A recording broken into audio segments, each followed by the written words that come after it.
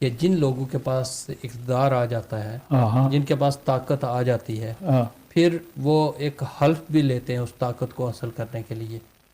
جس میں ملک کی سلامتی کی ہوتی ہے، عوام کی دیکھ بھال کے لیے ہوتی ہے، اور وہ سارا جب حلف لے لیتے ہیں اس کے بعد حلف کی پاسداری نہیں کرتے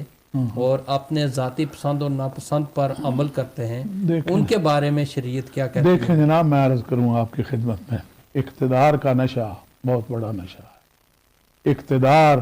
جب جس کے ہاتھ میں آتا ہے وہ عدل نہیں کر سکتا، اور بہت بڑی ذمہ داری ہے جس کے ہاتھ میں اقتدار جو ہے، یہ امانت ہے گورنمنٹ کو، جو ریاست کی طرف سے یہ امانت ہے، اور 25 یا 22 کروڑ مسلمانوں کی طرف سے یہ امانت ہے جو انہیں سپرد کی گئی ہے، اور وہ جو صاحب اقتدار ہیں وہ سب سے پہلے خیانت ہی اسی میں کرتے ہیں، وہ اپنے اختیار اور اپنی پاور اور اپنی طاقت کا غلط استعمال کرتے ہیں۔ اور پھر ایک روایت کے اندر آیا ہے کہ خاص کر کمینہ آدمی جو ہے، جب اس کے پاس دولت آ جائے تو وہ خطرناک ہوتا ہے۔ یہ امیہ کے لیے کہا گیا تھا، کمینہ آدمی کے پاس دولت آ جائے تو خطرناک ہوتا ہے، اور اس کے بیٹے اور پوتے کے لیے کہا گیا کہ جب کمینے آدمی کے پاس حکومت آ جائے پھر اور بھی خطرناک ہوتا ہے، پھر وہ سمجھتا ہے مجھے روکنے ٹوکنے والا، اور یقین جانے انہیں نہ اپنی موت یاد رہتی ہے، نہ اپنا انجام یاد رہتا ہے، نہ انہیں کوئی قیامت کے اوپر کوئی ہوتا ہے کبھی فکر کہ ہمیں اللہ کے ہاں پیش ہونا ہے، کیا جو یہ بالکل ان کے ہاں سے غائب ہو جاتا ہے۔ انہیں نہ اللہ یاد رہتا ہے، نہ قیامت یاد رہتی ہے، نہ انہیں یہ یاد رہتا ہے کہ ہم بھی کسی کے سامنے جواب دہ ہیں۔ تو یہ اپنی طاقت کا استعمال، اور پھر ظلم، امیر المومنین کا فرمان ہے اللہ کفر کے ساتھ برداشت کر سکتا ہے حکومت کو، مگر ظلم کے ساتھ برداشت نہیں کرتا۔ ظالم کو مہلت ملتی ہے، وہ سمجھتا ہے میرا کمال ہے، اچھا کئی ظالموں کو بڑی بڑی لمبی مہلت ملی، فرعون ہی دیکھ لیجئے، بڑی بڑی لمبی مہلت ملی، یہ تو 5 سال کا ٹینور لے کے آتے ہیں،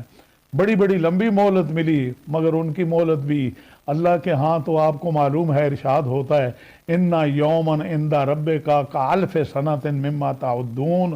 اللہ کے نزدیک کا ایک دن جو ہے تمہارے 1000 سال کے برابر ہے، تمہارے اتنے سالوں کے برابر ہے ایک دن اللہ کے ہاں۔ تو اللہ کے ہاں تو یہ دن جو ہے ان کے 5 سال، یہ تو کوئی موقع ہی نہیں، بس یوں سمجھیے یہ لمحات ہی ہوتے ہوں گے۔ یہ ان کو بھی بڑی غنیمت سمجھ کے پھر یہ بھول جاتے ہیں کہ ہمیں بھی کسی کے سامنے پیش ہونا ہے اور اپنا حساب دینا ہے۔ اچھا ملا ہے کہ ایک بندے سے جو جن کی طرف سے ظلم ہو رہا تھا، اقتدار میں ہیں، ان سے میں نے پوچھا کہ آپ کو یہ پتہ ہے کہ اس کا جواب دینا پڑے گا آگے آپ کو، تو سارا وہ کہتے ہیں جی دیکھیں اقتدار ملنا یا حکومت ملنا یہ بھی اللہ تعالیٰ کے اختیار میں ہے،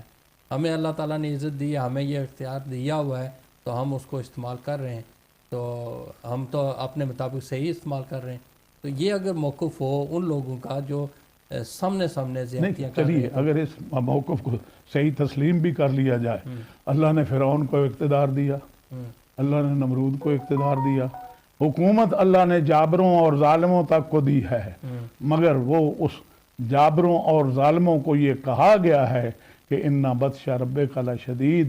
اور ان کو یہ بتا دیا گیا ہے کہ تمہیں اپنے اللہ کے ہاں حساب جو ہے وہ ضرور دینا پڑے گا۔ کچھ لوگ تو دنیا میں ہی عبرت بنا کے رکھ دیے گئے، کیا قرآن مجید نے نہیں فرمایا کہ ہم نے فرعون کو ایک آیت نشانی بنا کے دنیا میں رکھ دیا ہے، اب وہ پڑا ہے۔ اور حد یہ ہے کہ جس وقت وہ غرق ہو گیا